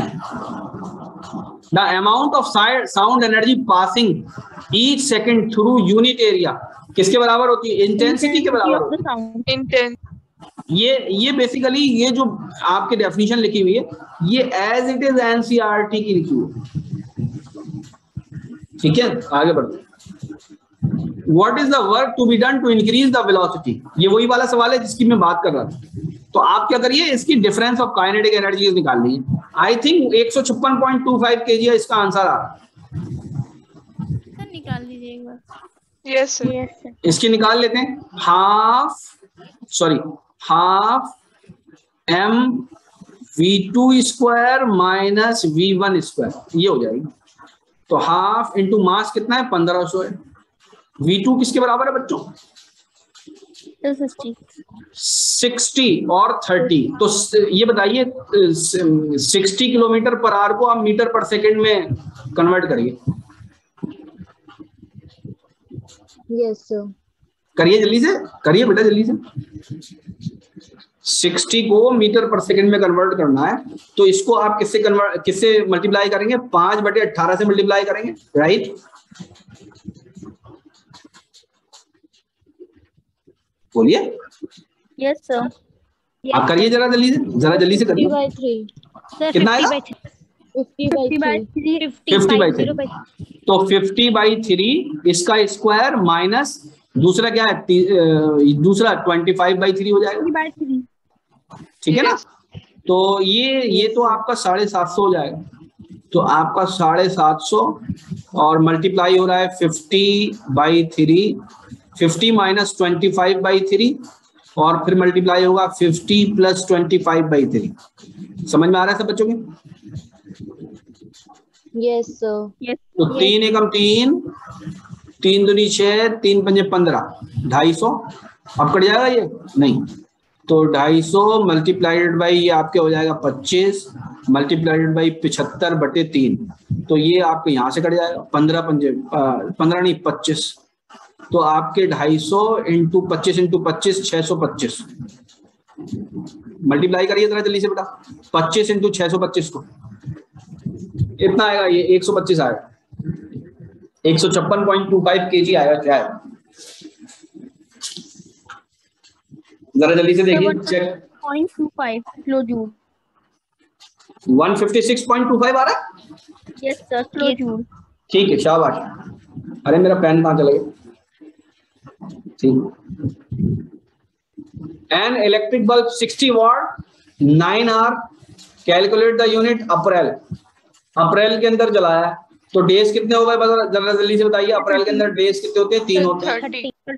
ठीक है? तो टोटल टाइम निकालना है हमको। टाइम कैसे निकालेंगे? ध्यान से देखिए, 30 डेज 9 आवर पर डे और 30 डेज है, तो डे से कैंसिल हो जाएगा, मल्टीप्लाई। बात समझ में आई? इतने तो आवर जले, और तो ये तो बेसिकली टाइम आ गया। तो अब हमको जब पावर निकालनी होती है तो बच्चों कैसे निकालते हैं? पावर नहीं, एनर्जी निकालनी होती है। तो एनर्जी कैसे निकालते हैं? पावर इनटू टाइम होता है। तो पावर किसके बराबर है? 60 के बराबर। टाइम किसके बराबर है? 30 इंटू 9 आवर्स। ठीक है, बात समझ में आ रही है? बोलिए जरा जल्दी से। इसको किलोवाट आवर करना है, और ये 60 के साथ क्या लगा हुआ है? वॉट लगा हुआ है। तो इसको किलोवाट आवर करना है, तो 1000 से डिवाइड कर देंगे, तो यहाँ पर किलो भी लग जाएगा। तो फिर ये हो जाएगा आपका 60 into 30 into 9 kilowatt hour, और इसको किससे डिवाइड कर रहे हैं? 1000 से डिवाइड कर रहे हैं। क्या ये कैलकुलेशन समझ में आ गया? Yes sir. किसी को जरा भी कंफ्यूजन हो तो पूछ ले, इसमें यह इंपॉर्टेंट कैलकुलेशन। 2 0 से ये कट गए, 6 नाम 54 हो चुके हैं, मल्टीप्लाइड बाई 0.3। ठीक है, समझ में आ रहा है? जरा कैलकुलेट करिए। 3 चौक 12, 3 पंजे 15 और 1 16, 16.2 आ रहा। Yes sir. ठीक है, ये 16.2 क्या चीज है बच्चों? यूनिट्स हैं, यूनिट्स। जैसे हमारे घर में मम्मी पापा कहते रहते हैं ना, ज्यादा यूनिट आए इस बार, हमारे बिजली कंजम्पशन के क्या यूनिट आए? ज्यादा यूनिट आए। तो ये वही यूनिट है। बात समझ में आ रही है कि नहीं आ रही? क्लियर हो रहा है? Yes sir. यानी अगर एक बल्ब अप्रैल के महीने में रोजाना रात 9 घंटे जलाते हैं, रात को जला देते हैं, फॉर एग्जाम्पल 8 बजे जला देते हैं, और सुबह में मान लीजिए वो जलता रहता है, कब तक? 5 बजे तक जलता रहता है। 9 घंटे हो गए, नहीं हो गए? तो आप ये समझिए, तो जो एक बल्ब पूरे महीने में हमारे यूनिट बनाएगा, वो कितने बनाएगा? 16.2 यूनिट बनाएगा। समझ में आ रही है बात? यस। ठीक है, और अगर एक यूनिट की कीमत 5 रुपए ले रही है गवर्नमेंट, अगर 5 रुपए ले रही है, तो यानी बल्ब के चलने की कितनी कीमत आएगी? आप 5 रुपीज से मल्टीप्लाई कर दीजिए, तो बेसिकली 16 पंजे 80 वो, और 5 दूनी 10, तो 81 रुपीज आ जाएगा। कितना आ जाएगा? 81 रुपये आ जाएगा। ये पूरा बल्ब जो जला आपका एक महीने, उसकी जो आपसे सरकार ने जो बिल लिया है वो कितना लिया है? 81 रुपये लिया। समझ में आ रही है बात? इसीलिए अगर एक बल्ब को आप जरा ढंग से जलाते हैं और रोजाना 2-2 4-4 घंटे बचा लेते हैं, है ना, बहुत से घरों में ऐसा होता है कि सुबह में 9-9 बजे तक बिजली जलती रहती है। अब इससे थोड़ा सा आपको ये भी अवेयरनेस क्रिएट होगी कि मान लीजिए सुबह आजकल सूरज कितने बजे निकल जाता है, आजकल सूरज जो है वो 5:30 बजे निकल जाता है, ठीक है ना। तो कायदे में सब लोगों को उस टाइम उठकर और क्या करना चाहिए, वो बिजली के बल्ब बंद कर देने चाहिए जो रात में जल रहे हैं। हर घर में 1-2 जलते ही रहते हैं, है ना। तो और जिस घर में वो मान लीजिए देर तक जल रहे हैं, जितनी देर तक वो जल रहे हैं तो उतनी देर तक का बिल जो है आप बेकार जो है क्रिएट कर रहे हैं, अपने ऊपर लोड बना रहे हैं। तो पूरे साल में ऐसे कई 100 रुपए आप बचा सकते हैं। बात समझ में आ रही है कि नहीं आ रही? अरे बोलिए। ठीक है ना। तो आप उन पैसों से क्या कर सकते हैं, आप उन पैसों से आइसक्रीम खा सकते हैं, छोले भटूरे खा सकते हैं, है कि नहीं। उन पैसों से आप किसी गरीब की मदद भी कर सकते हैं। समझ में आ रही है कि नहीं आ रही? पैसे बहुत बच जाएंगे। Yes sir. प्लॉट खरीद सकते हैं आप। एक question number 15, an object of mass 40 kg is raised to height. ये तो सॉल्व कर चुके हैं हम बच्चों। Yes sir. ठीक है, किसी बच्चे को करवाना तो नहीं है सॉल्व? No sir. सर एक बार बता दीजिए बस कॉन्सेप्ट क्या लगेगा। हाँ बेटा देखिए, इसमें क्या था कि एक ऑब्जेक्ट था जिसको हमने क्या किया, रेस कर दिया। ये ऑब्जेक्ट ऐसे ग्राउंड पर रखा हुआ था, इसका मास कितना था, 40 kg था। इसको हमने रेस कितना कर दिया बच्चों, बेटा इसको हमने रेस कर दिया 5 मीटर। कितना मीटर? 5 मीटर रेस कर दिया। ठीक है बेटा, समझ में आ रही बात? तो ये कहाँ पहुंच गया, ये 40 kg का मास यहाँ पहुंच गया। ये बताइए रेस करने के बाद हमने कौन सी इसकी एनर्जी बढ़ा दी है, ये बताइए। Sir kinetic energy. Sir kinetic. अच्छा अच्छा पोटेंशियल एनर्जी। अच्छा, तो पोटेंशियल एनर्जी, पोटेंशियल एनर्जी बढ़ा दी, हाइट दे दी इसको, तो इसके पास अब पोटेंशियल एनर्जी आ चुकी है। कितनी आ चुकी है, मास इंटू जी इंटू एच। बात समझ में आ गई, क्लियर हो गई? Yes sir. अब ये बताइए, अब अगर मैं इसको ड्रॉप कर दूं, अगर मैं इसको ड्रॉप करूं तो अब इसकी कौन सी एनर्जी बढ़ेगी और कौन सी घटेगी? सर काइनेटिक एनर्जी बढ़ेगी और शाबाश। Potential energy. तो काइनेटिक एनर्जी जो बढ़ेगी वो कहां से आएगी? सर जब हाइट कम होगी वो पोटेंशियल एनर्जी कन्वर्ट होगी काइनेटिक एनर्जी। ठीक है, बात समझ में आ रही है? अब ये बीच में आ गया, अब ये कहां पर आ गया, बीच में। बीच का मतलब क्या, इसकी हाइट कितनी हो चुकी है, 2.5। तो इसके पास पोटेंशियल एनर्जी आधी रह गई या नहीं, ये बताइए। Yes sir. Yes sir. अगर ये आधी हाइट पे आ गया तो आधी पोटेंशियल एनर्जी रह गई।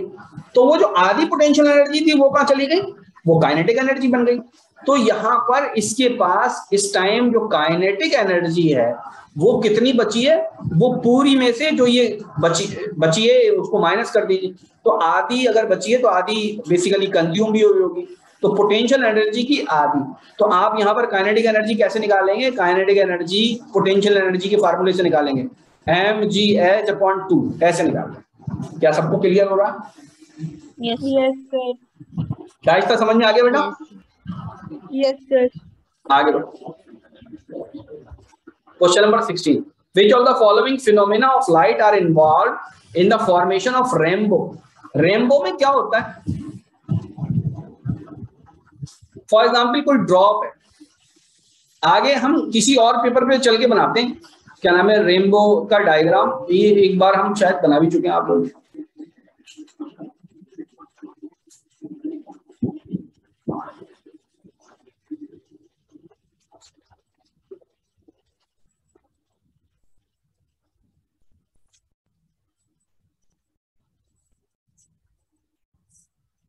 रेनबो को जरा समझ लीजिए। फॉर एग्जाम्पल ये वाटर ड्रॉपलेट है और फॉर एग्जाम्पल आप यहां पर खड़े हैं और यहां पर आपके सन है। ये क्या चीज है, सन। ठीक है बच्चों, बात समझ में आ रही है? वाटर ड्रॉपलेट को हम ब्लू से बना देते हैं, थोड़ा सा बड़ा बना। ठीक है, बोलिए। Yes sir. Yes sir. तो होता क्या है, सन से जो रे निकलती है वो ऐसे आती है, ऐसे करो, जैसे ही यहाँ आती है वैसे ही क्या होती है, इस सबसे पहले जो यहाँ पर आएगी इसमें क्या होगा, आने के फौरन बाद क्या होगा, जरा जल्दी से बताइए। रिफ्रैक्शन। Sir refraction. आपके रिफ्रैक्शन होगा, वो बैंड करेगी, और रिफ्रैक्शन होते ही क्या होगा, जरा जल्दी से बताइए। ये आपके क्या, टोटल इंटरनल रिफ्लेक्शन। ये बेसिकली आपके क्या हो जाएगी, डिस्पर्स हो जाएगी। क्या हो जाएगी, डिस्पर्स। सबसे ऊपर कौन सा कलर रहेगा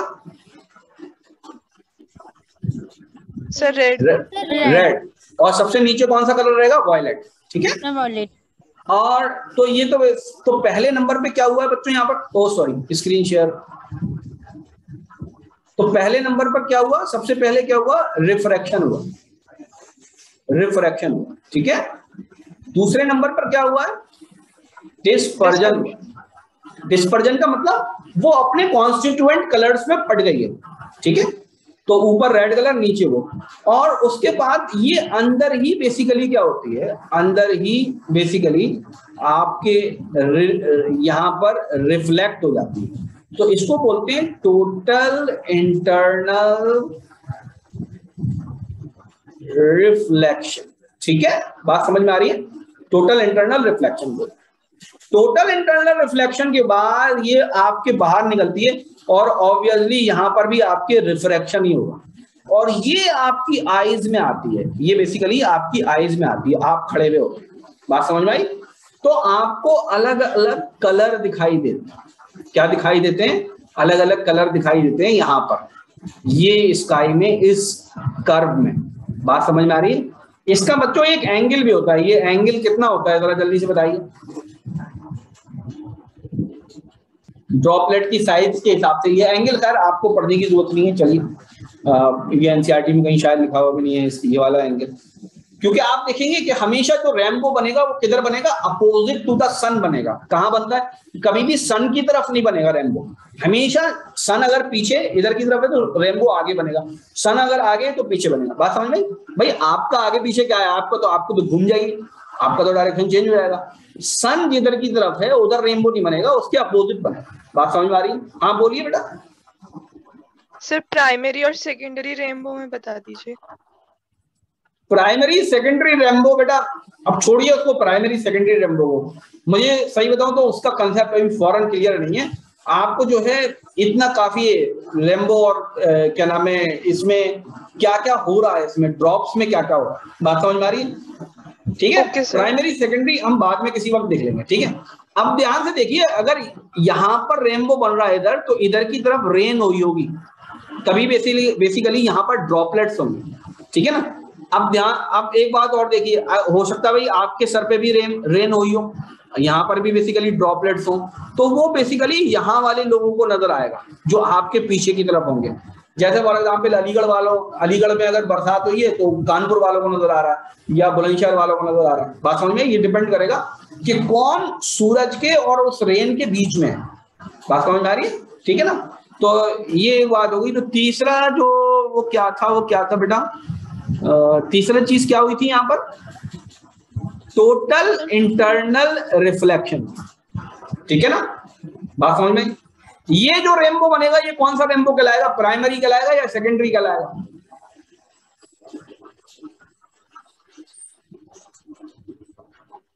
बोलिए।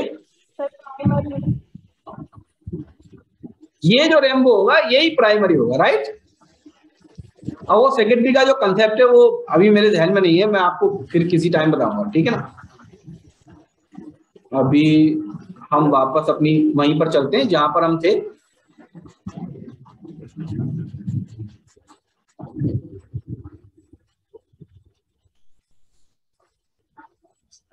ठीक है बच्चों, जरा ये आज ये भी काम हो गया आज का। तो इसमें आंसर क्या होगा बच्चों? सबसे पहले क्या हुआ है, refraction, dispersion and total internal. तो बी आंसर होगा, राइट? ठीक है, आगे बढ़ते हैं। मायोपिया में B arise due to elongation of eye ball. सही है ये बात या नहीं? Yes sir. Shrinking of eye ball, तो ये सही नहीं होगी। Long focal length of eye ball, ये भी सही नहीं होगी। Increase curvature of eye ball, कौन सी सही होगी इनमें से, तीसरी या चौथी? तो 1 and 4 तो 1 and 4 तो 1 and 4 यहाँ पर दे रखा है, यस यहाँ पर। तो अच्छा क्वेश्चन है ये। A person suffering from hypermetropia, मैं आपको करवा चुका हूँ ये सवाल, याद है आपको करवा चुका हूँ यानी अभी सॉल्व है ये। यस ठीक है, इसका आंसर बच्चों क्या था जरा जल्दी से बता दिए तो मैं टिक लगा के आगे बढ़ जाऊंगा। हाइपरमेट्रोपिया है, हाइपरमेट्रोपिया है तो इसके अंदर हाइपरमेट्रोपिया में कॉन्वेक्स लगेगा, ठीक है ना। और यहाँ पर 25-50 दे रखा है तो ये 3 आना चाहिए इसका आंसर है। 2 आ रहा है, अच्छा ठीक है 2 आएगा, ठीक है। 25 और 50 दे रखा है ना, ये बेसिकली आपका क्या आएगा आंसर 2 आएगा, बी आएगा। ओके आगे बढ़ते हैं। आप लोगों ने अच्छा किया है, आप लोग मायूस मत होइए, आप लोगों ने जो पेपर किया है ज्यादातर बच्चों ने ठीक किया है। आप लोग मुझे उम्मीद है आप लोगों से कि आप लोगों का इंशाल्लाह इम्तिहान अच्छा होगा, आप बेफिक्र रहिए। आप लोग जो है टेंशन मत लीजिए, कुछ बच्चे टेंशन ले रहे थे और कुछ बच्चे ये कह रहे हैं, सोच रहे हैं कि पता नहीं उनका होगा नहीं होगा क्या होगा, तो ये दिल में बात रखिए मत आप। The property of light responsible for formation of colour, कौन सी चीज की वजह से फॉर्मेशन ऑफ कलर दिखते हैं हमें?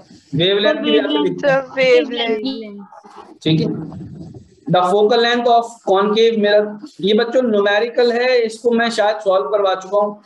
Useful for getting a large image which can be caught on screen, क्या है इसका आंसर बता दीजिए। ऐसी सॉल्व करने का मेरे पास एनर्जी नहीं इतनी मैं सॉल्व करूँ।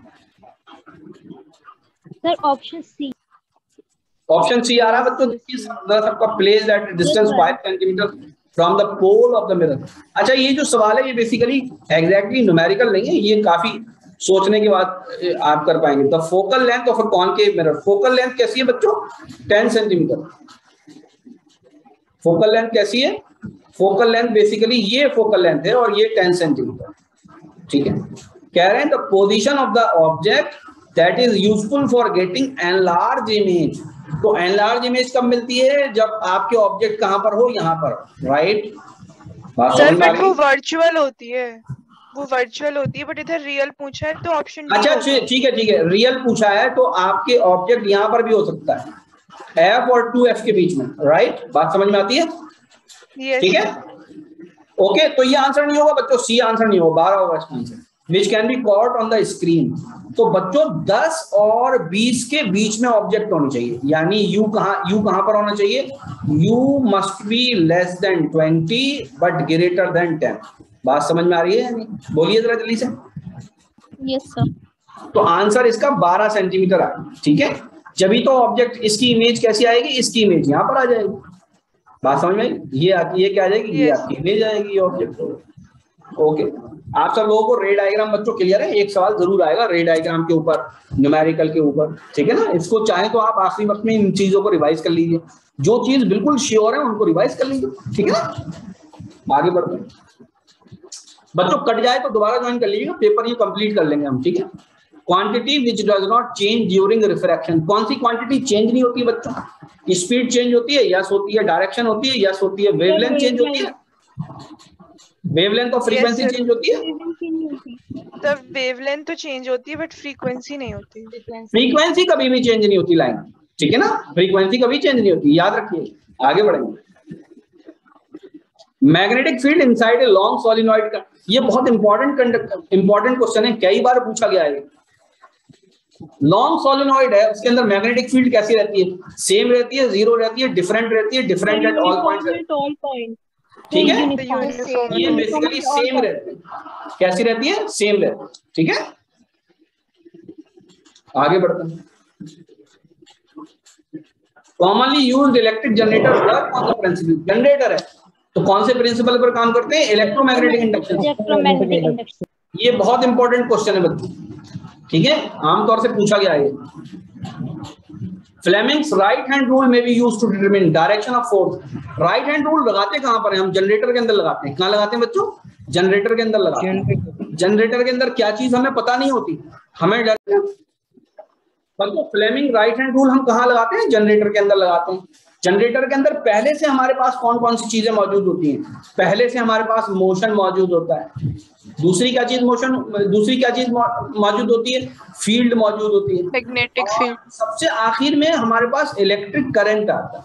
बात समझ में आ रही है? सबसे आखिर में हमारे पास क्या चीज आती है? इलेक्ट्रिक करंट आता है। तो हम क्या चीज निकाल सकते हैं जनरेटर से? Direction of electric current is more valid answer. बात समझ में आ रही है नहीं आ रही? ठीक है, yes. तो इसमें आंसर क्या होगा? सी होगा। अगर बच्चों ये लेफ्ट हैंड होता तो क्या होता? लेफ्ट हैंड होता तो फिर क्या होता? Sir force, direction of force on conductor of. हाँ राइट, फिर ये आंसर हो जाता हमारे पास बेसिकली ए आंसर हो जाता। आपको फंडामेंटल क्लियर है, बहुत अच्छी बात है माशाल्लाह। क्वेश्चन नंबर 20 सर इसमें लेफ्ट ही तो पूछा है। इसमें क्या पूछा है? हाँ, इसमें तो लेफ्ट ही पूछा है, बहुत अच्छी बात है। इसमें yes, लेफ्ट पूछा है तो आंसर ए होगा। मैं राइट हैंड मान के चल रहा था इसको। इसमें लेफ्ट पूछा है तो इसका आंसर बच्चों ए होगा। अगर राइट होता इसके अंदर, राइट हैंड रूल होता तो क्या होता? Direction of current on the conductor for generator. इसको एक बार और एक्सप्लेन कर लें बच्चों, कभी कुछ नो सर, कुछ कंफ्यूजन रह जाए। ठीक है बच्चों, इसमें क्या पूछा? Fleming's left hand rule. Fleming's left hand rule कहां पर लगाते हैं हम? सबसे पहली बात तो मोटर के अंदर लगाते हैं। तो एक तो मोटर यहां पर लिखा हुआ है और देखिए कहीं और लिखा हुआ ही नहीं है मोटर, तो आंसर तो ए होना ही होना है इसके अंदर, ये बात तो पक्की है। तो ये तो खाली इसी नॉलेज से पता लग जाएगा कि फ्लेमिंग लेफ्ट हैंड रूल लगाते कहां पर हैं। ठीक है, दूसरी और बात कर लेते हैं। ये बेसिकली क्या लिखा हुआ है? Direction of force on the conductor. तो मोटर के अंदर सबसे पहले जो दो बुनियादी चीजें आप देते हैं वो क्या देते हैं? सबसे पहले बुनियादी चीज आप क्या देते हैं? पहले तो आप स्विच ऑन करते हैं, तभी तो मोटर घूमता है कि नहीं? ठीक है ना? तो सबसे पहले यानी आप इलेक्ट्रिक करंट देते हैं, बात समझ में? और वहां पर फील्ड जनरेट होता है। उसके बाद तीसरे नंबर पर आपको मोशन मिलता है। मोशन का मतलब तीसरे नंबर पर आपको फोर्स मिलती है।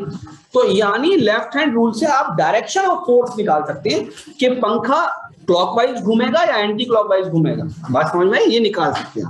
क्लियर हो रही है? तो आंसर हो गया आपका ये ए। नाउ अगर आपको लेफ्ट हैंड की जगह राइट हैंड रूल दे दिया जाए, तो राइट हैंड रूल लगता है जनरेटर पर। कहां पर लगता है? जनरेटर पर। तो आंसर बी, सी या डी में से कोई एक हो सकता है। जनरेटर के अंदर क्या होता है? जनरेटर के अंदर मोशन देते हैं आप। सबसे पहले क्या देते हैं आप? मोशन देते हैं। मोशन का मतलब आप क्या चीज देते हैं बच्चों? फोर्स देते हैं। दूसरी बात, फील्ड उसमें जनरेट हो जाता है।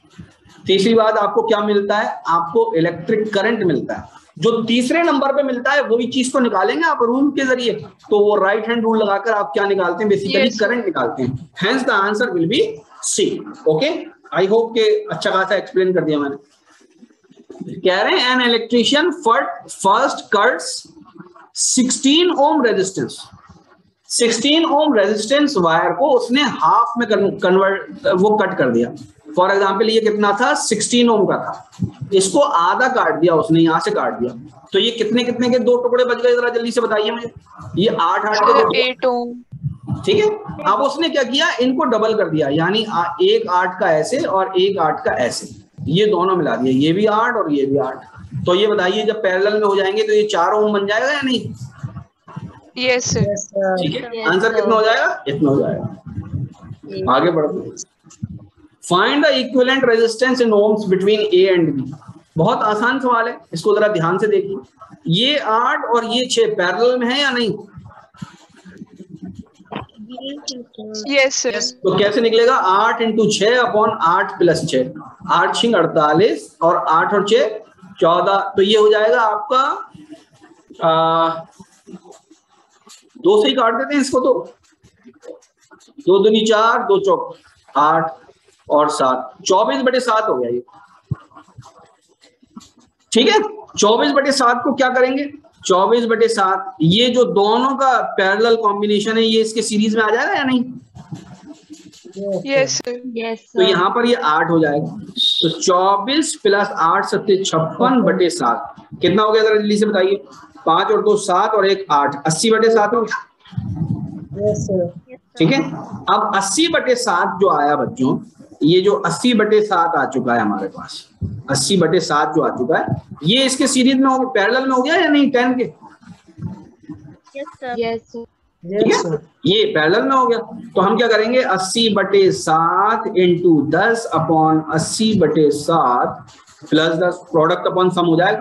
तो ये 7 तो कैंसिल होने वाला है, तो 80 into 10 upon 80 plus 10 that is 80 into 10 upon एक मिनट, ये 10 है, ठीक है, ये 90। तो ये 0 इससे कट गया, तो 80/9 आ रहा है ये तो आंसर है कहीं पर।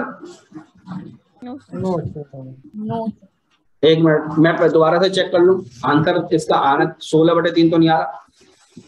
8 7 56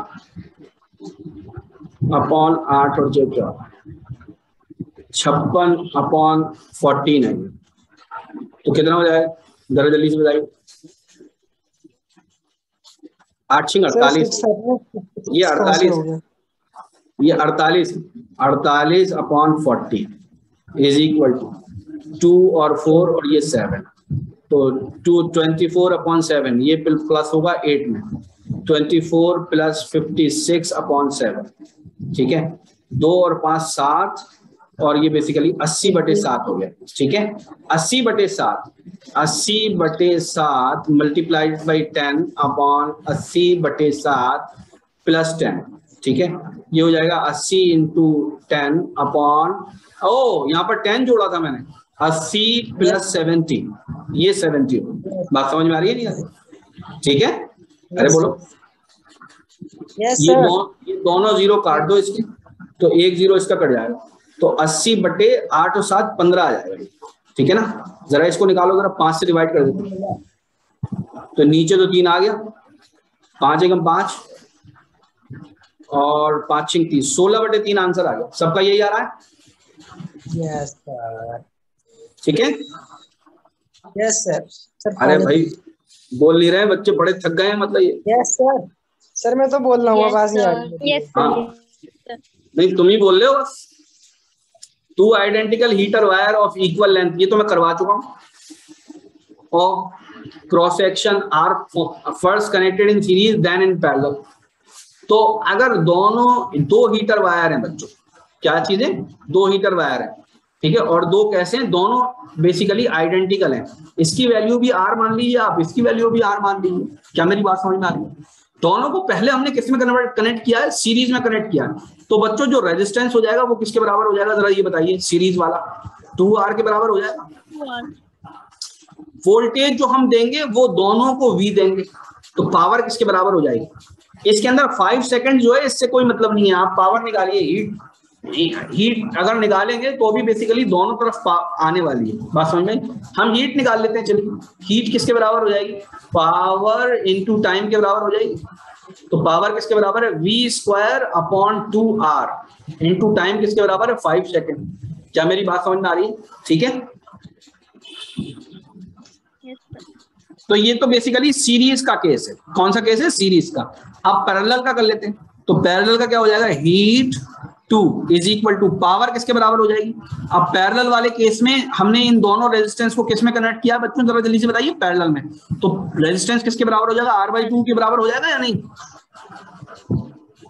यस सर। तो हम लिखेंगे P2 इंटू टाइम, तो ये हो जाएगा V² upon R upon 2 into 5। इन दोनों को डिवाइड कर दो। क्या मेरी बात समझ में? क्या ये ऐसी सिचुएशन होगी या नहीं, 1/2R into 5 upon 1 upon R upon 2 into 5। तो ये इससे कट जाएगा। क्या मेरी बात समझ में आ रही है?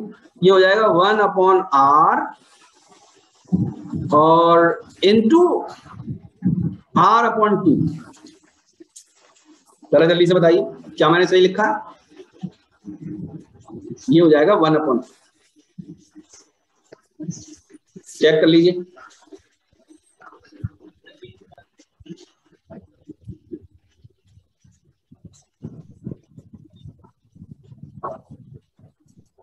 सर 1/2R है। तो 1/2R इंटू R/2 होगा। एक मिनट दोबारा कर लो।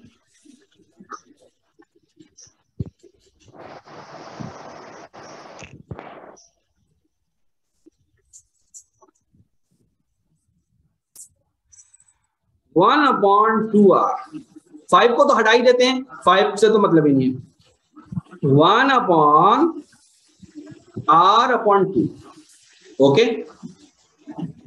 तो इस पूरी क्वांटिटी को जो सबसे नीचे है इसको सबसे ऊपर लेके जाना, तो ये हो जाएगी r/2/2r। यही हो जाएगी या नहीं, बताइए जरा जल्दी से। Yes sir. r से कैंसिल हो गया, तो ये हो गया 1/4। 1/4 आ रहा है सब बच्चों का?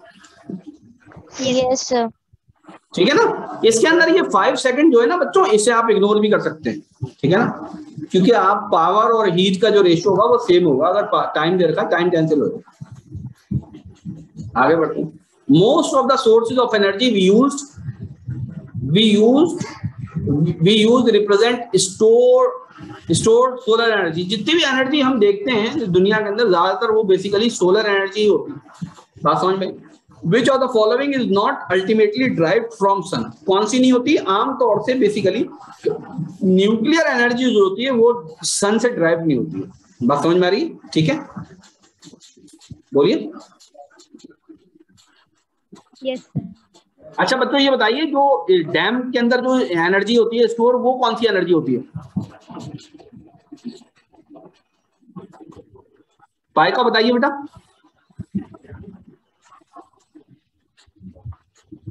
नहीं आ रही आवाज मेरे पास। एमन आप बताइए, इकरा आप बताइए। डैम के पानी के अंदर कौन सी एनर्जी होती है?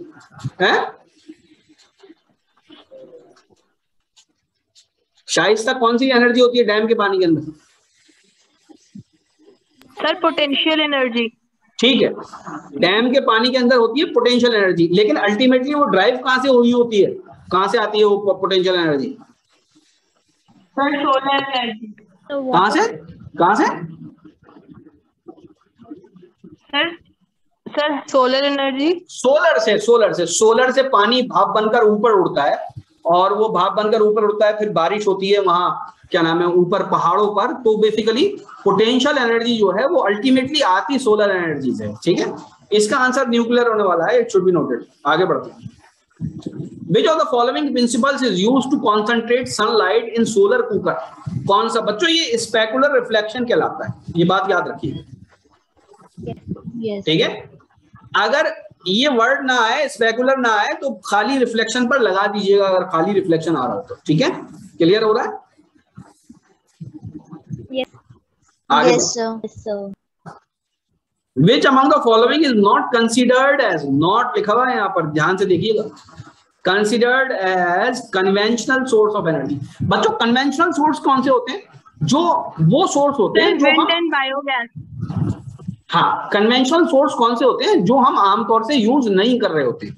बात समझ में? जो आमतौर से यूज नहीं हो रहे होते हैं वो कन्वेंशनल होते हैं। ठीक है, अच्छा, और रिन्यूएबल सोर्स कौन से होते हैं? जो बेसिकली खत्म नहीं होने वाले होते हैं, जो खत्म नहीं होने वाले होते हैं।